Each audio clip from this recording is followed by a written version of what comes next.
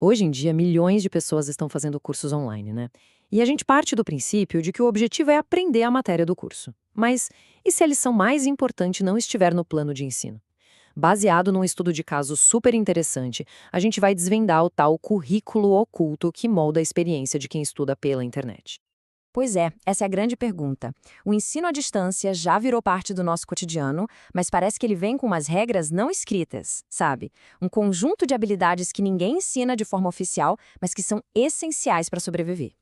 A grande sacada é a seguinte: quando alguém entra num curso online, não está só acessando um conteúdo.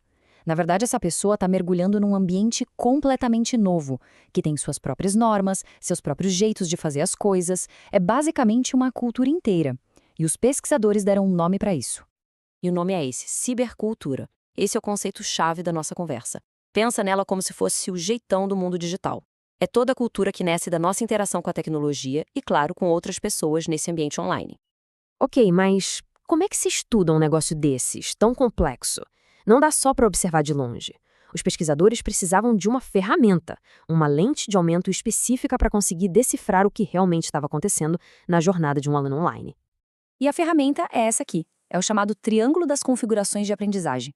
O nome pode parecer complicado, mas a ideia por trás é bem simples. Ele basicamente mapeia a jornada do conhecimento em 3 pontos: o aprendiz, que é o aluno, o saber, que é o que ele quer aprender, e a fonte, de onde vem esse conhecimento. Uma forma bem elegante de analisar todo o processo.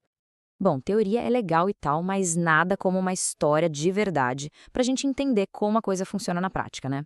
Então vamos aplicar esse modelo para entender a jornada de um aluno real, que foi o personagem principal desse estudo. E esse é o Horácio.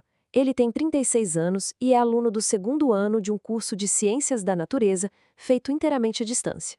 Um detalhe legal é que foi ele mesmo quem escolheu o pseudônimo Horácio, para que as falas dele tivessem vida. É a experiência dele que vai ser a nossa janela para esse universo. E para a gente entender bem o que o Horácio passou, vale a pena dar um passo atrás e olhar o contexto. A educação à distância no Brasil não nasceu ontem, ele evoluiu muito. Começou lá atrás com cursos por correspondência, depois passou pela fase da TV e do satélite, e hoje, na época do Horácio, a gente está totalmente na terceira geração, a era da internet e das salas de aula virtuais. A vida do Horácio como aluno online era um verdadeiro cabo de guerra. De um lado, a maravilha de poder estudar no seu próprio tempo, de ajudar os colegas no fórum, mas do outro lado, vinha a frustração com o que ele chamava de perguntas idiotas e com postagens que não tinham nada a ver com a matéria, só poluindo a discussão. É o grande paradoxo do aprendizado na internet. E olha, essa fala dele aqui resume tudo perfeitamente. A liberdade de aprender no próprio ritmo vem junto com uma necessidade enorme de autodisciplina. É uma troca constante. A flexibilidade tem um preço e o preço é a organização pessoal. E é aqui que a gente chega no coração da coisa. O mais impressionante é a lista de coisas que o Horácio disse que teve que aprender sozinho. Nada disso estava no programa oficial do curso. Aprender a pesquisar de verdade no Google, a baixar e organizar um monte de arquivos, se virar no Word e no Excel e até aplicar as famosas normas da ABNT. Esse, sim, é o tal currículo oculto. E essa frase dele, essa frase é simplesmente genial. Ela captura com perfeição a essência dessa experiência, uma mistura de autonomia total com um sentimento, às vezes, de solidão. A responsabilidade de correr atrás da informação é quase toda do aluno e das suas ferramentas de busca. Tá, mas e aí? O que a gente tira disso tudo? Para responder isso, os pesquisadores fizeram um trabalho minucioso.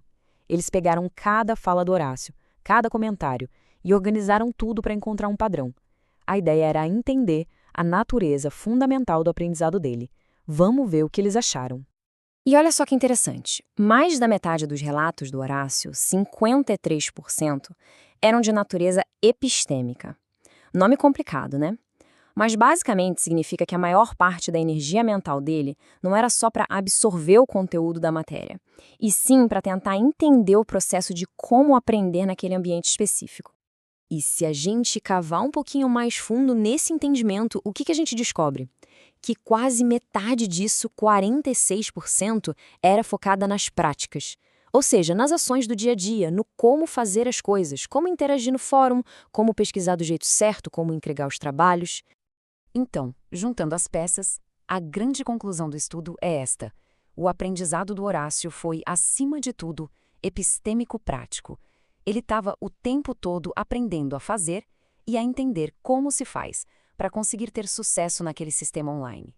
Traduzindo esse academiquez todo para um bom português, é como se o Horácio tivesse 2 trabalhos ao mesmo tempo. O primeiro era aprender ciências da natureza. O segundo era aprender a ser um aluno de ciências da natureza no mundo online. E uma tarefa não existia sem a outra. Beleza, mas por que a jornada de um único aluno, o Horácio, importa tanto assim? Importa porque a história dele joga uma luz sobre algo muito maior, algo fundamental sobre como a gente desenha a educação hoje em dia e para o futuro. E aqui está o ponto principal. A forma como um curso online é montado, as ferramentas que ele usa, as tarefas que ele pede, nada disso é neutro. Tudo isso está, ativamente, ensinando aos alunos uma cultura específica, a cibercultura daquela instituição, daquele curso. Pensa bem, o design do curso é que define se o aluno vai ser só um espectador passivo ou alguém que coloca a mão na massa. É ele que dita se a interação vai ser mais colaborativa ou mais isolada. Ele estabelece o nível de autonomia que se espera e, como Horácio sentiu na pele, ele determina quais habilidades de tecnologia são, na prática, pré-requisitos para ter sucesso. No fim das contas, a grande lição é essa. O como se aprende no mundo online é tão importante quanto o que se aprende. Não adianta só digitalizar o conteúdo. As instituições e os educadores precisam pensar de forma intencional sobre a cultura de aprendizado que eles estão construindo. Isso tudo deixa a gente com uma pergunta bem séria para refletir. Conforme a educação vai se tornando cada vez mais digital, não estamos só criando cursos e plataformas, estamos moldando os cidadãos digitais do futuro. A questão que fica é: a cultura que estamos construindo é aquela que a gente realmente quer para o futuro do aprendizado?